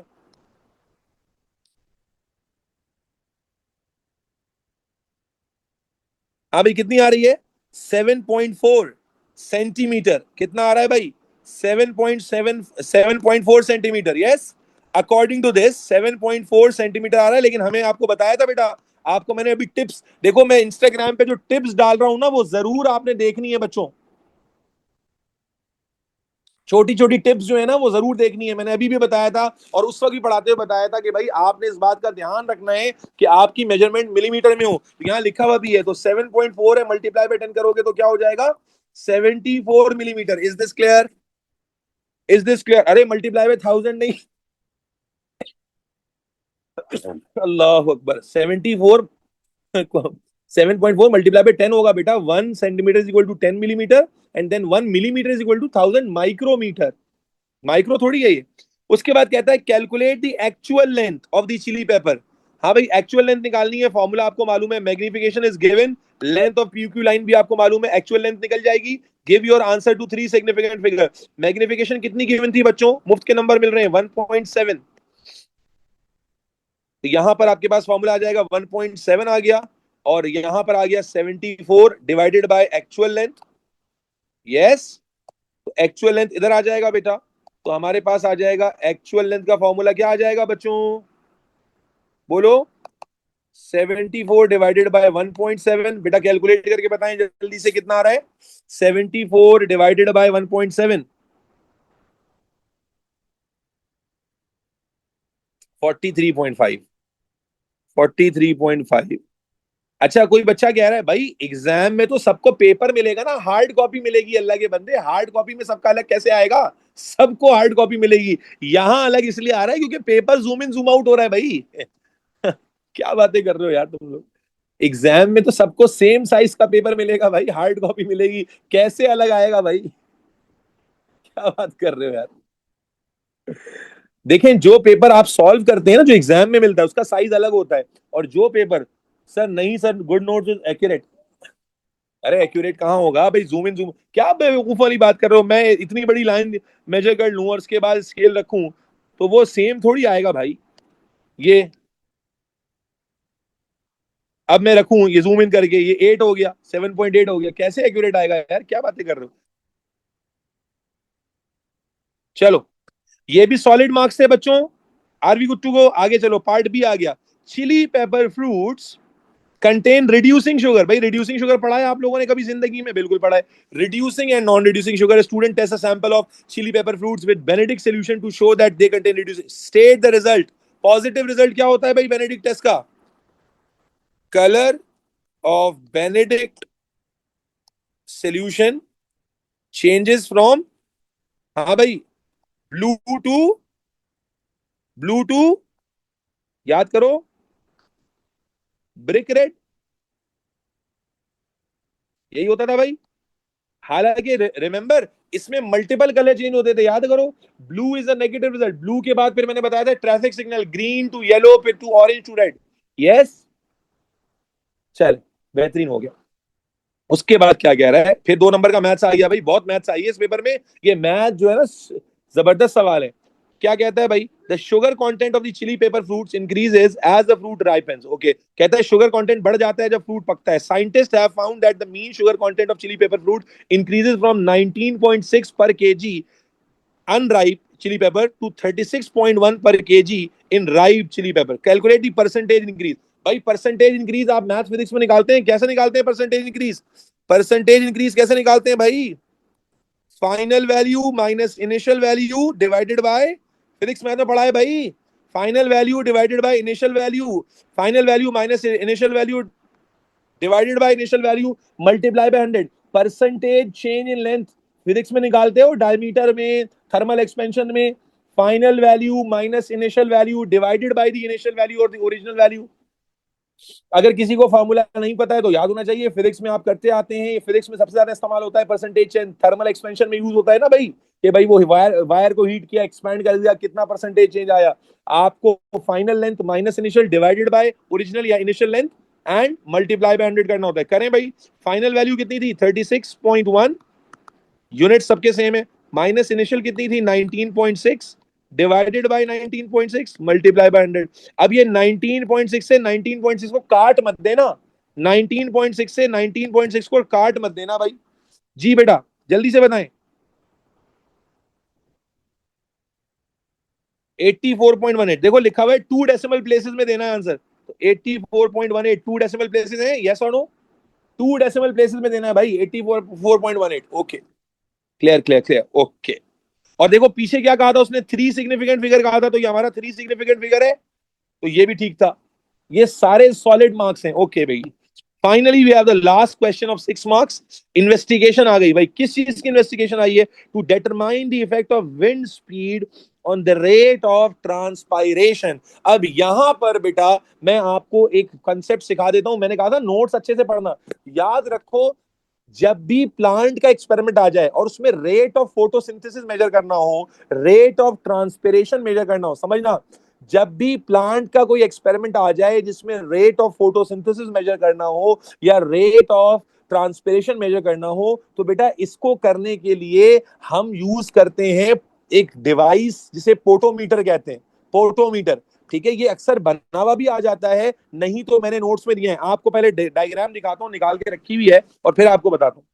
देखिए पोटोमीटर जो होता है ना, ये समझिएगा, ये समझिए, पोटोमीटर कोई बहुत रॉकेट साइंस नहीं है, मेरी बात को गौर सुनिएगा। ये प्लांट है, ये प्लांट है, प्लांट की जो ये शूट है, इसे ये ट्यूब जैसा जो आपको नजर आ रहा है ना बेटा, ये जो कैपिलरी ट्यूब, ये जो कैपिलरी ट्यूब जैसा सेटअप आपको नजर आ रहा है, इसे पोटोमीटर कहते हैं। ये जो कैपिलरी ट्यूब जैसा सेटअप नजर आ रहा है आपको, इसे पोटोमीटर कहते हैं। आप जरा गौर से देखिएगा, इस पोटोमीटर में, यहां इस पोटोमीटर के अंदर 3 एंड्स होते हैं, 3 एंड्स। ये देखिए, यहां प्लांट की शूट डाली हुई है आपने, यहां प्लांट की शूट नोट्स में दिया हुआ है मैंने, और यहां पर प्लांट की रूट है। प्लांट की क्या है? रूट। आप दो बातों पर मेजरली फोकस करें बेटा। आप जानते हैं कि प्लांट जितना तेजी से फोटोसिंथेसिस करेगा, उतनी तेजी से उसे वाटर चाहिए होगा, यस और no? Does this make sense? जितना तेजी से प्लांट जो है वो क्या करेगा बच्चों, फोटोसिंथेसिस करेगा, उतनी तेजी से वाटर चाहिए होगा उसे। या जितना ट्रांसपिरेशन तेज होगी, क्या उतनी तेजी से वाटर चाहिए होगा, यस और नो? उतनी तेजी से वाटर जो है वो लॉस हो रहा होगा, यस और नो? तो मेरे बच्चे होता क्या है, इस कैपिलरी ट्यूब में ना, यहां फॉर एग्जांपल एयर बबल होता है, इमेजिन करो इस कैपिलरी ट्यूब में बबल होता है, बबल, इस कैपिलरी ट्यूब में बबल होता है, बबल। बबल ये पूरी पानी से भरी होती है, समझो, ये पूरी पानी से भरी होती है और इसमें दरमियान में बबल होगा। अब फॉर एग्जांपल अज्यूम कर लो यहां पर बबल है, कोई भी पॉइंट ले लो, कोई मसला नहीं है। इनिशियली एक्सपेरिमेंट स्टार्ट करने से पहले इस ट्यूब में क्या भरा होगा बच्चों? पानी। क्या भरा होगा? पानी भरा हुआ होगा। और इस ट्यूब के दूसरे एंड पर आपने शूट लगा दी है, जो प्लांट है वो लगा दिया है, उसको ठूस दिया है, and you are good to go. अब आइडिया क्या होता है? बिल्कुल सिंपल सेटअप है। आइडिया क्या होता है कि प्लांट जितना तेजी से फोटोसिंथेसिस करेगा, उतनी तेजी से वाटर एब्सॉर्ब करेगा, यस और नो? इसी तरह प्लांट जितनी तेजी से वाटर लॉस करेगा, उतनी तेजी से वाटर को एब्सॉर्ब करेगा। अब मुझे बताओ, जितनी तेजी से वाटर एब्सॉर्ब होगा, ये बबल उतना ज्यादा डिस्टेंस कवर करेगा, उतना कम डिस्टेंस कवर करेगा। दिस बबल, याद है वो घर में मेसन आता है, मेसन, मेसन के पास देखा एक बैलेंस होता है, मेसन के पास देखा एक बैलेंस होता है, बैलेंस, बैलेंस, वो सरफेस का लेवल लेवल करने के लिए जो है ना वो उसको रखता है, उसमें भी एयर बबल मूव कर रहा होता है। एयर बबल जब सेंटर में आ जाता है तो समझ जाता है कि सरफेस बैलेंस्ड है। देखा नहीं है मेसन के पास इस तरह का एक सेटअप होता है जिसमें ऐसे यहां एयर बबल देख रहा होता है वो, ठीक है ना, मेरी बात समझिएगा। इस सेटअप को पोटोमीटर कहते हैं, पोटोमीटर, दोबारा समझो। पोटोमीटर एक ऐसा इंस्ट्रूमेंटल सेटअप है जो हमें अक्सर वहां इस्तेमाल करने की जरूरत पड़ती है जहां पर हम रेट ऑफ फोटोसिंथेसिस या रेट रेट स्पीड रफ्तार ये नहीं चेक कर रहे कि स्टार्च बन रहा है या नहीं बन रहा, हम ये चेक कर रहे हैं कि फोटोसिंथेसिस या ट्रांसपिरेशन, फोटो, ये सेटअप यूज होता है। अब देखो इसलिए मैंने कहा नोट्स अच्छे से पढ़ के जाना। फोटोसिंथेसिस या ट्रांसपायरेशन, ये पूरा एक्सपेरिमेंट यहां लिखा हुआ है जो मैंने अभी वहां आ रहा है। फोटोसिंथेसिस या ट्रांसपायरेशन का अगर रेट स्टडी करना हो कि भाई ट्रांसपिरेशन तेज हो रही है या स्लो हो रही है, तो उसके लिए एक्सपेरिमेंटल सेटअप लगाया जाता है। और इस एक्सपेरिमेंटल सेटअप में इस तरह की आपको कैपिलरी ट्यूब के साथ एक सेटअप बना हुआ होता है। इसमें एक तरफ पूरा वाटर भरा हुआ है, उसमें एयर बबल होता है, दूसरी तरफ प्लांट को शूट डाल देते हैं। अब जितना तेज फोटोसिंथेसिस होगी उतना तेजी से प्लांट एब्जॉर्ब करेगा वाटर, जितनी तेज ट्रांसपिरेशन होगी उतनी तेजी से प्लांट वाटर को एब्जॉर्ब करके लॉस करेगा। तो इसलिए एयर बबल उतना ज्यादा डिस्टेंस ट्रेवल करेगा, एयर बबल उतना, जिस भी पोजीशन पर है एयर बबल वहां से जो डिस्टेंस ट्रेवल करेगा वो ज्यादा होगा। मसलन एक प्लांट स्लो फोटोसिंथेसिस कर रहा है और एक प्लांट तेज फोटोसिंथेसिस कर रहा है, तो सेम टाइम के अंदर एक प्लांट का एयर बबल कम डिस्टेंस ट्रेवल करेगा और एक प्लांट का एयर बबल ज्यादा डिस्टेंस ट्रेवल करेगा। Is this clear? इसी तरह अगर ट्रांसपिरेशन हो रही है, एक प्लांट तेज ट्रांसपिरेशन कर रहा है और एक प्लांट, देखो मैं इसका सिंपल सेटअप ना तुम्हें सिंपल वाला बना के बता देता हूं।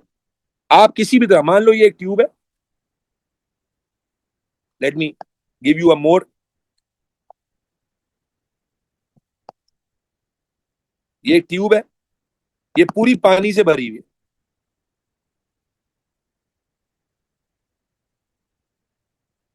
ठीक है जी। जस्ट जो मेजर पार्ट है तुम्हारे समझने वाला उसको नोट करो, वैसे तो बहुत सारी चीजें हैं इसके अंदर, लेकिन जो तुम्हारे समझने का पार्ट है उसको नोटिस करो। और ये मान लो तुमने प्लांट की शूट को यहां डाल दिया, ये प्लांट, ये प्लांट है, यहां पर मान लो ये इसमें ना ऐसे ग्रेजुएशंस बनी हुई हैं और यहां पर जीरो की रीडिंग है और यहां एयर बबल है, ये सारा पानी से भरा हुआ है, ये सारा पानी से भरा हुआ है, जस्ट अज्यूम कर लो सिंपल सी पिक्चर। अब बेटा प्लांट जितनी तेजी से वाटर लूज करेगा या प्लांट जितना तेज फोटोसिंथेसिस करेगा उतना वो वाटर को यूज करेगा, यस और नो? उतना वो वाटर को ज्यादा यूज करेगा। बेटा इसमें बच्चे इससे सिंपल डायग्राम से नहीं समझा सकता। तो इसका मतलब जितना वाटर इस तरफ मूव करेगा, जो हमारा एयर बबल है उसका भी डिस्टेंस ट्रेवल होगा, यस और नो? एयर बबल भी उतना डिस्टेंस ट्रेवल करेगा। तो असल में इसमें हम डिस्टेंस मेजर करते हैं travelled by the air bubble, distance measure करते हैं travelled by the air bubble. The more distance travelled by the air bubble, more transpiration, rapid transpiration is occurring. Is this clear? इतनी बात समझ में आती है? इतनी बात समझ में आती है एवरीबॉडी? अब बिल्कुल सिंपल है। ये सेटअप हम कब यूज कर रहे होते हैं बेटा, बोलो? ये सेटअप हम कब यूज कर रहे होते हैं? जब हमें रेट ऑफ फोटोसिंथेसिस या रेट ऑफ, बोलो बेटा, ट्रांसपायरेशन को स्टडी करना हो। अब सवाल पर आ जाते हैं। अब इसको मैं नीचे कर देता हूं डायग्राम को, सवाल समझाता हूं बेटा। Plan an investigation to determine the effect of wind speed on the rate of transpiration. बेटा लॉजिकली समझाएं, लॉजिकली समझें कि विंड स्पीड का इफेक्ट हमने पढ़ा है ना ट्रांसपिरेशन पे। क्या होता है? विंड स्पीड जितनी ज्यादा होती है ट्रांसपिरेशन भी उतनी, बोलो, तेज होती है, यस और नो? तो अब यहां पर मुझे क्या करना होगा बेटा? आपको याद है एक्सपेरिमेंट में मैंने क्या क्या बताया था? We talk about independent variable, we talk about dependent variable, we talk about control variables, yes or no? We talked about reliability, we talk about risk factor, we talk about precautions, यही सारी बातें करते हैं हम लोग, yes or no? यही सारी बातें करते हैं प्लानिंग में। बिल्कुल बेहतरीन सवाल है। तो मेरे बच्चे सबसे पहले इसके अंदर मुझे बताएं इंडिपेंडेंट वेरिएबल क्या है। इस एक्सपेरिमेंट में बच्चों बताओ इंडिपेंडेंट वेरिएबल क्या है।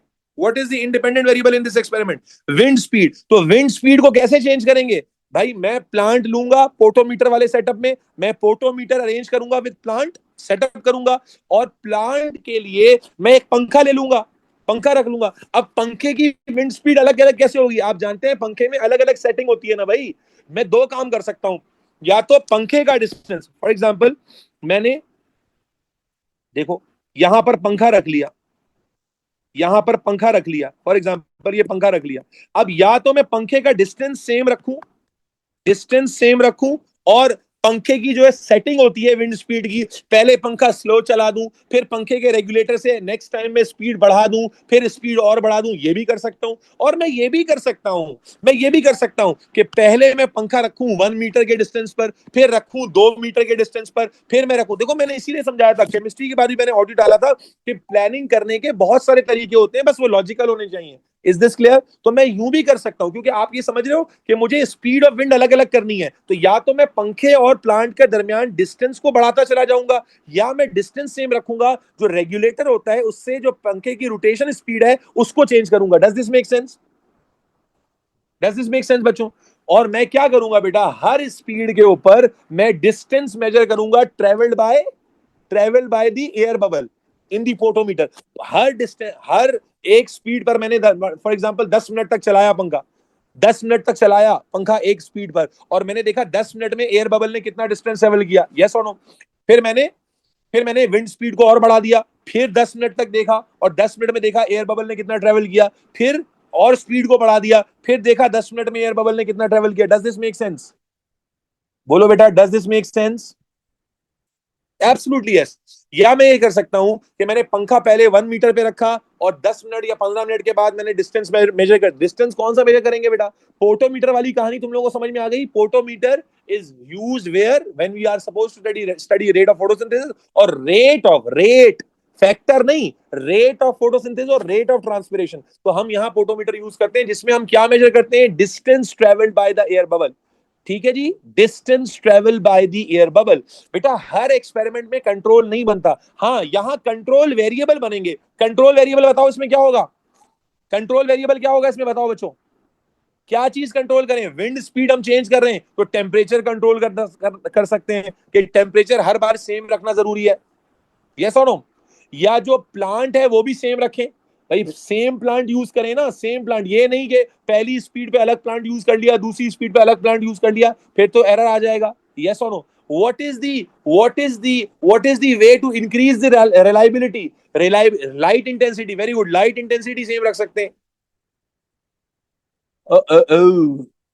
बेटा ये गंदी प्लानिंग नहीं है, तो स्ट्रेट अवे प्लानिंग है। आपने अभी तक नोट्स पढ़े ही नहीं है ना फातिमा, आप थोड़ा नोट्स पढ़ लेना, थोड़ा सा नोट्स गो थ्रू करें। आपको क्यों दिए नोट्स? इसीलिए दिए ना ताकि रीड करें उनको। आप रीड ही नहीं कर रहे, आप सोच रहे, और ना इतना दिमाग आप लगा रहे हो कि एग्जाम के लिए आप खुद सिनेरियो क्रिएट कर लो।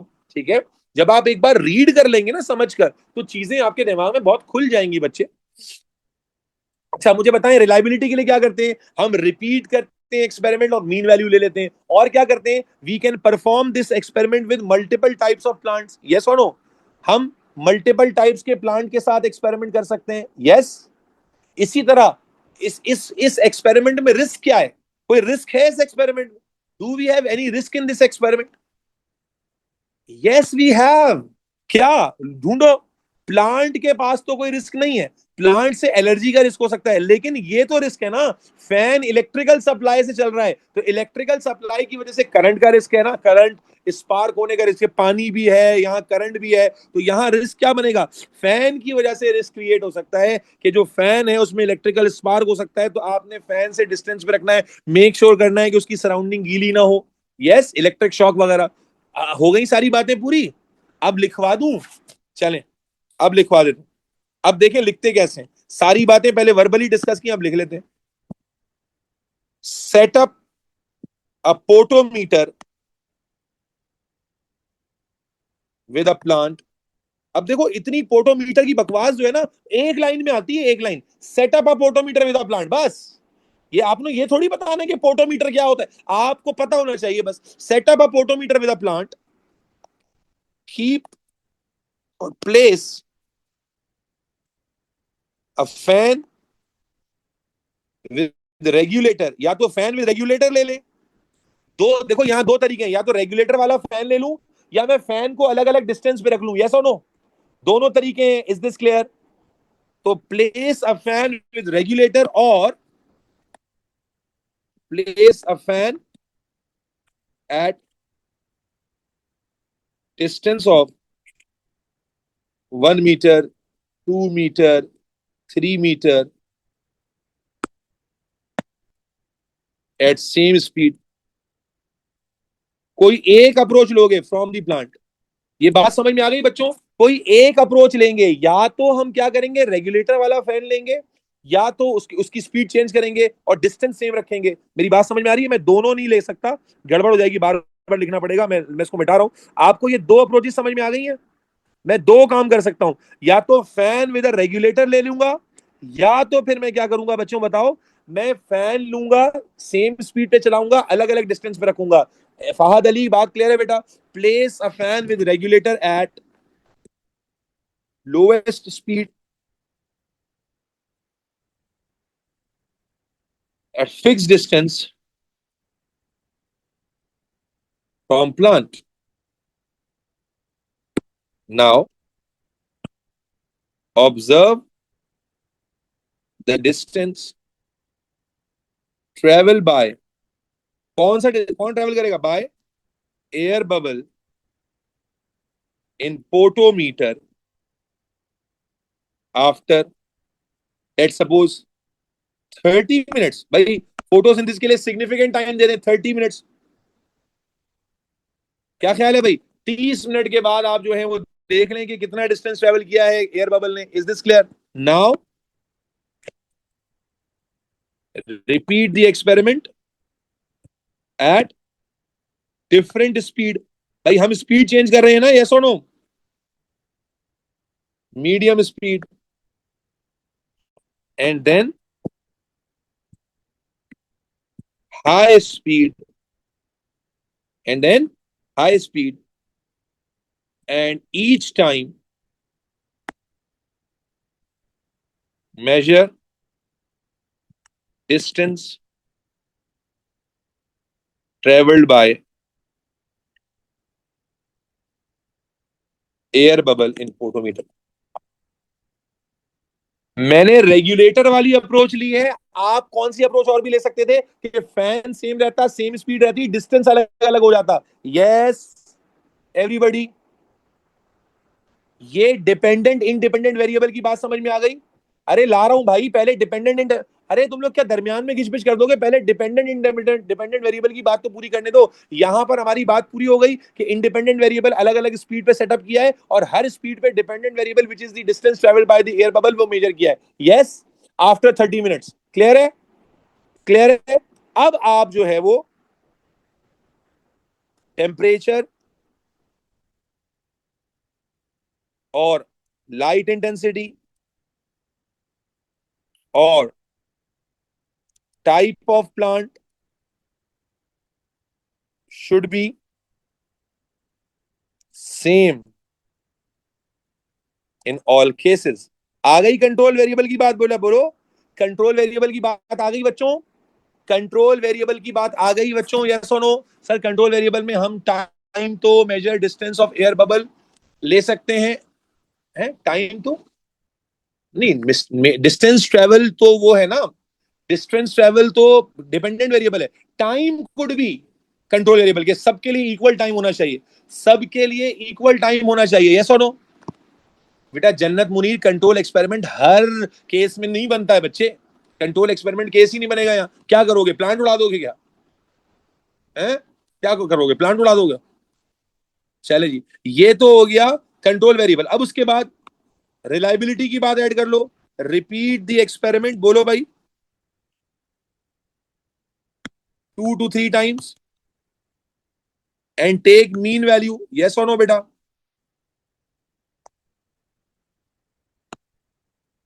Plot results in graph. Yes, इसी तरह पे रिस्क और प्रिवेंशन। रिस्क क्या है? Electric shock from fan must be avoided by maintaining safe distance from fan. Yes, is this clear बच्चों? फैन ना यूज करें। अरे फैन यूज नहीं करोगे तब भी हवा की स्पीड तो होगी ना बेटा। हवा खत्म हो जाए, वैक्यूम क्रिएट कर दोगे क्या? है? जब कह रहा हूं हर जगह नहीं बनता तो फिर दिमाग में क्यों? भाई अगर मैं फैन हटा दूं, सर फैन से शॉक किसको लगे? अरे पोर्टोमीटर लगा हुआ है, पानी है वहां पर और यहाँ फैन है माशाल्लाह। हो सकता है आपको इलेक्ट्रोकेशन हो जाए। आप प्लांट से एलर्जी को लिख सकते हो रिस्क में। कैन वी से the surface around the fan is dry? हाँ ये भी कर सकते हैं, by keeping the surface around the fan dry. Very good.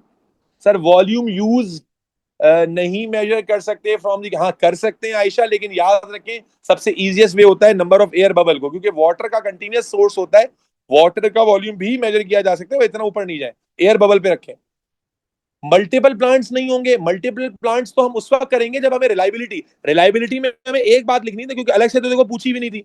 अलग से रिलायबिलिटी पूछी भी नहीं है। अगर अलग से रिलायबिलिटी के लिए दो तीन बातें लिखनी होती फिर हम कहते हैं कि मल्टीपल टाइप्स ऑफ प्लांट्स के साथ भी रिपीट कर सकते हैं। Is this clear? Is this clear sir? अबे प्लांट कितनी कार्बन डाइऑक्साइड रिलीज कर देगा? क्या प्लांट इतनी कार्बन डाइऑक्साइड रिलीज कर देगा कि तुम बेहोश हो जाओगे? या अल्लाह रहम फरमा, या अल्लाह रहम फरमा। ओके बेटा, पेपर कंप्लीट हो गया अल्हम्दुलिल्लाह। पेपर यहां पर हो गया मुकम्मल। पेपर मुकम्मल हो गया। भाई मैं आपसे फिर कहूंगा कि जो नोट्स मैंने आपको दिए हैं वो अगर आप नहीं पढ़ेंगे तो उनका कोई फायदा नहीं होगा। बेटा आपको अगर फायदा आपको देने के बाद भी अगर आपने फायदा नहीं उठाया तो क्या फायदा होगा? Go through every page I have given to you बेटा। समझ में आई बात? ये पेपर कराने वाला शायद मैं पहला टीचर हूं जो अभी इस पेपर को आपके साथ करा रहा है। सही है? मेरे कलीग टीचर मुझसे ही मांग रहे थे कि तुम्हें कीड़ा है, तुमने करा दिया। मैंने कहा आज कराऊंगा फिर दूंगा। मैंने कहा पहले अपने बच्चों को कराऊंगा, पहले तुम्हें दे दूंगा यार, पहले तो अपने बच्चों को कराऊंगा ना। ठीक है जी। तो this was a pretty standard paper, pretty standard paper मेरे बच्चे। बहुत ही स्टैंडर्ड पेपर था। फातिमा आप डिस्कनेक्ट हो गई थी, रिकॉर्डिंग में सुन लीजिएगा बेटा। ठीक है जी। तो यहां पर आपने क्या क्या सीखा? अगर किसी बच्चे को फॉर्मूला, देखो ये पेपर काफी हाई स्कोरिंग पेपर, इसका ग्रेड थ्रेशोल्ड तो रिवील नहीं हुआ हुआ है, लेकिन आई एम वेरी श्योर कि ये 31, 29, 30, 31 वाला पेपर होगा, 32 वाला पेपर होगा। रीजन क्योंकि ये पेपर काफी ज्यादा मैथमेटिकल था जिसमें सॉलिड मार्क्स हैं। अच्छा आयशा को अभी ख्याल आ रहा है कौन सा पेपर कर रहे थे? माशाल्लाह माशाल्लाह, एक से एक प्यारे बच्चे हैं माशाल्लाह माशाल्लाह माशाल्लाह माशाल्लाह। हर हर पेज के नीचे लिखा हुआ आ रहा था, लेकिन मेरा बच्चा भी कोई जागा है कि कौन सा पेपर कर रहे हैं। ठीक है भाई। तो बेटा यहां पर भाई कैसे हमने मार्क्स लिए अल्हम्दुलिल्लाह आपको उम्मीद समझ में आ गया। ओवरऑल ये पेपर बड़ा स्टैंडर्ड पेपर था। मैग्निफिकेशन भी थी, ग्राफ भी था, ड्राइंग भी थी, सब कुछ जो एक एटीपी में आना चाहिए। Risk factor, planning, measurement, math, सब कुछ इस एटीपी के अंदर मौजूद था। डिस्क्रिप्शंस को ध्यान से पढ़ना बड़ा जरूरी है। मेरे अंदाजे के मुताबिक एक हाई हाई थ्रेशोल्ड पेपर था। और फरवरी मार्च का जो पेपर होता है उससे हमें सवालों के पैटर्न का अंदाजा होता है जो आपके साल में रिपीट हो सकते हैं। Is this clear? तो आज के लिए इतना ही। इस पेपर को एक बार खुद से अटेम्प्ट कीजिएगा ताकि मजीद बेहतर हो जाए। मैं आपको बार बार बता चुका हूं कि आपने 4 से 5 पेपर जो मैं करा रहा हूं वो भी करने हैं, और 2 से 3 4 पेपर खुद भी करने हैं। ठीक है जी। थ्रेशोल्ड लो नहीं बेटा, ये हाई थ्रेशोल्ड होगा। बहुत सिंपल पेपर था, इसमें कोई रॉकेट साइंस वाला सवाल ही नहीं है। क्यों हाई थ्रेशोल्ड होगा? ठीक है, इसकी soft copy, solve copy share करा दूं भाई? सॉल्व कॉपी शेयर कर देते हैं। ठीक है जी। Okay, thank you. अल्लाह हाफिज।